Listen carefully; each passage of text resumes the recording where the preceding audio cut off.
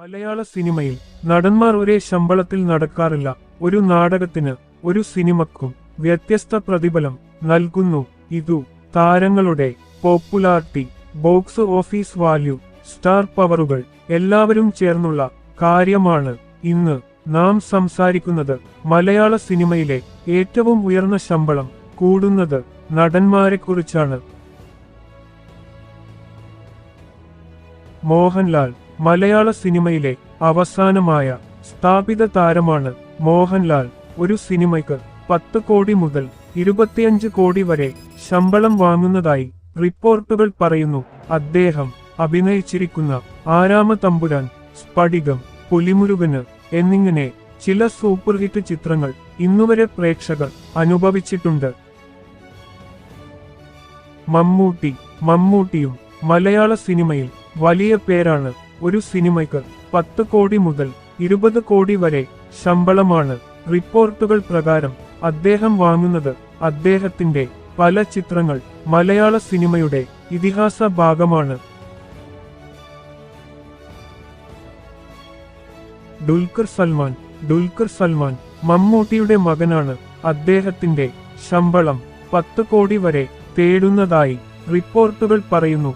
അദ്ദേഹം മലയാളം കൂടാതെ മറ്റ് ഭാഷകളിലും നടിച്ചിട്ടുണ്ട്. പൃഥ്വിരാജ് സുകുമാരൻ സംവിധായകനും നടനുമായ പൃഥ്വിരാജ് ഒരു സിനിമയ്ക്ക് 8 കോടി മുതൽ 15 കോടി വരെ ശമ്പളം കിട്ടുന്നതായി റിപ്പോർട്ടുകൾ വ്യക്തമാക്കി. ഫഹദ് ഫാസിൽ തികച്ചും വ്യക്തിപരമായ വൈവിധ്യമാർന്ന രംഗങ്ങളിൽ പങ്കെടുത്ത അഭിനേതാവാണ് ഫഹദ്. ഒരു സിനിമയ്ക്ക് 6 കോടി മുതൽ 10 കോടി വരെ ശമ്പളം. ദിലീപ് ഒരു സിനിമയ്ക്ക് 5 കോടി മുതൽ 7 കോടി വരെ ശമ്പളം ലഭിക്കുന്നതായി റിപ്പോർട്ടുകൾ പറയുന്നു. സുരേഷ് ഗോപി വ്യക്തിപരമായ ബോഡി സ്റ്റൈൽ, ഒപ്പം പോലീസ് ആക്ഷൻ സ്റ്റൈൽ അഭിനയങ്ങൾ അശേഷ. സുരേഷ് ഗോപി ഒരു സിനിമയ്ക്ക് 3 കോടി മുതൽ 7 കോടി വരെ ശമ്പളം. നിവിൻ പോളി പ്രേക്ഷക ഹൃദയം പിടിച്ച നടനാണ്. ഒരു സിനിമയ്ക്ക് 4 കോടിയുടെ മുതൽ 6 കോടി വരെ ശമ്പളം. ടൊവിനോ മലയാള സിനിമയിൽ ഏറ്റവും പ്രോമിസിംഗ് താരങ്ങളിലൊരാളാണ്. ഒരു സിനിമയ്ക്ക് 3 കോടി മുതൽ 6 കോടി വരെ ശമ്പളമാണ്. നയൻതാര വിദേശ ഭാഷകളിലും പ്രശസ്തയായ നയൻതാരയും മലയാള സിനിമയിൽ ആകെ 3 കോടി മുതൽ 5 കോടി വരെ ശമ്പളം.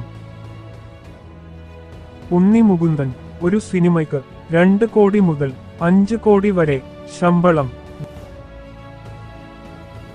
ജയസൂര്യ ഒരു സിനിമയ്ക്ക് 2 കോടി മുതൽ 5 കോടി വരെ ശമ്പളം. ആസിഫ് അലി ഒരു സിനിമയ്ക്ക് 2 കോടി 3 കോടി ശമ്പളം. കുഞ്ഞാക്കോ ബോബൻ ഒരു സിനിമയ്ക്ക് 2 കോടി ശമ്പളം. പ്രണവ് മോഹൻലാൽ സിനിമയിൽ ഒരുപാട് കഴിവുള്ള യുവ നടനാണ്. ഒരു സിനിമയ്ക്ക് 2 കോടി 3 കോടി ശമ്പളം.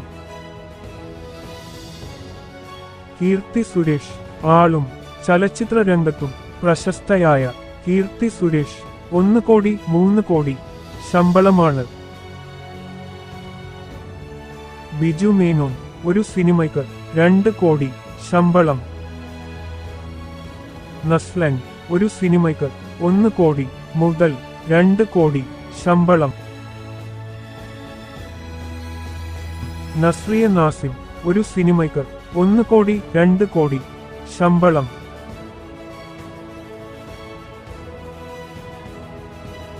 ആന്റണി വർഗീസ് ഒരു സിനിമയ്ക്ക് 1-2 മറുകയാണ്. ഈ അഭിനേതാക്കളുടെ ശമ്പള റേഞ്ചാണ്. ഈ പണം ഫിലിം ഫീസ് മാത്രം. അതുകൂടാതെ OTT ഡീലുകൾ, ജനപ്രിയത, ബ്രാൻഡ് എൻഡോഴ്സ്മെന്റുകൾ, പണപ്പറവ, മറ്റ് വരുമാന മേഖലകളും ഉണ്ട്. ഇത്തരത്തിലുള്ള വിശദമായ സിനിമാ ഡോക്യുമെന്ററികൾ ഇഷ്ടമാണെങ്കിൽ ഒരു ലൈക്ക് നൽകി ചാനൽ സബ്സ്ക്രൈബ് ചെയ്യൂ. വീണ്ടും കാണാം.